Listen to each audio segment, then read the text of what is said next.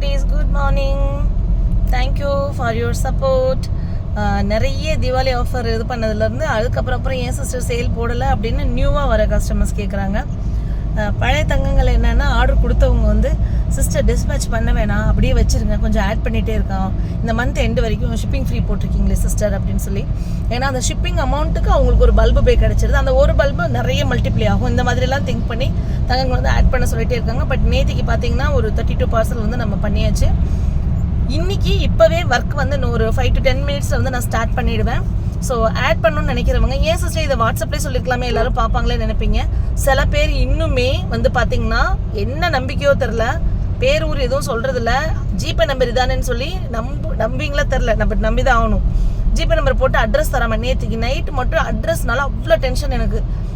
அதாவது பேர் இல்லாமல் ஃபுல்லாக அப்படியே அட்ரஸ் தனியாக வருது. என்ன பேர் போடுறது அப்படின்ட்டு போய் பார்த்தா நான் ஒன்று ட்ரூ காலர் போய் இது பண்ணி இந்த ரிஸ்கெல்லாம் இருக்குது இல்லையா. அதனால என்ன பண்ணியிருக்கேன், நான் யூடியூப்ல இப்போ நான் சொல்லிக்கிறேன், பேர் ஊர் இல்லாமல் யாராவது பணம் போட்டிருந்தாலோ என் வாட்ஸ்அப்பில் மெசேஜ் வைக்காமலோ கால்ஸ் நிறைய வந்தது. உங்களுக்கு இதில் ஜிபே பண்ணிட்டு அனுப்பிடுவீங்களாமா அப்படின்னு சொல்லி. நான் சொன்னேன், எப்படி அனுப்ப முடியும், நீங்கள் என்ன வெரைட்டி என்ன பூன்னு நீங்கள் சூஸ் பண்ணாமல் நான் எப்படி அனுப்புறது அப்படின்னு சொல்லி கேட்டேன் நான். ஸோ அந்த மாதிரி இருக்கிறதுனால தான் நான் யூடியூப்பில் சொல்கிறேன். இப்போது இன்றைக்கி என்ன கிழமை, இன்றைக்கி செவ்வாய்க்கிழமை 28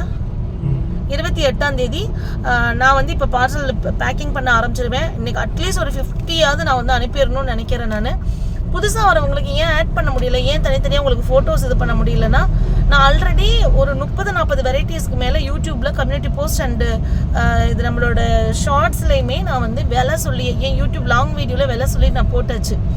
நிறைய பேருக்கு வந்து அதை நம்ம ஆர்டர்ஸ் எடுத்து கொடுத்துட்டு இருக்கிறோம். சில வெரைட்டிஸ் எல்லாம் பல்காக அவங்க வாங்கும்போது நம்மளால அந்த பேக்கிங் முடிக்கிறது கொஞ்சம் லேட் ஆகுது. அதனால நியூ ஆர்டர்ஸ் நான் எடுத்துகிட்டே இருந்தால் பழைய ஆர்டர்ஸ்னால டிஸ்பேச் பண்ண முடியாது, லேட் ஆகிட்டே இருக்குது. அதனால தான் யூடியூப்பில் இது போடுறதுக்கான ரீசன் என்னென்னா, புதுசாக வரவங்களுக்கு பேர் ஊரோடு நீங்கள் வந்து பதிவு பண்ணி வச்சுட்டு தொடர்ந்து ஸ்டேட்டஸ் சேல் பாருங்கள். அதுக்கப்புறம் பழைய ஆர்டர்ஸை முடிச்சுக்கிறேன்னு சொல்கிறதுக்காகவும், இன்னொரு மெயினான ரீசன், பேர் ஊர் சொல்லாமல் அங்கே வந்து எனக்கு பணம் போட்டவங்க இருக்கீங்க அப்படின்னா எனக்கு தெரியாது, நீங்கள் பணம் போட்டது தெரியாது, எதுக்கு போட்டிங்கன்னு தெரியாது. ஆனால் நீங்கள் சொல்லும் போது தான் தெரியும். யூடியூப்பில் இதனால தான் அப்டேட்ஸ் கொடுத்துட்டே இருக்கேன், ஷார்ட்ஸ் பார்த்துட்டே இருக்குன்னு சொல்கிறேன்.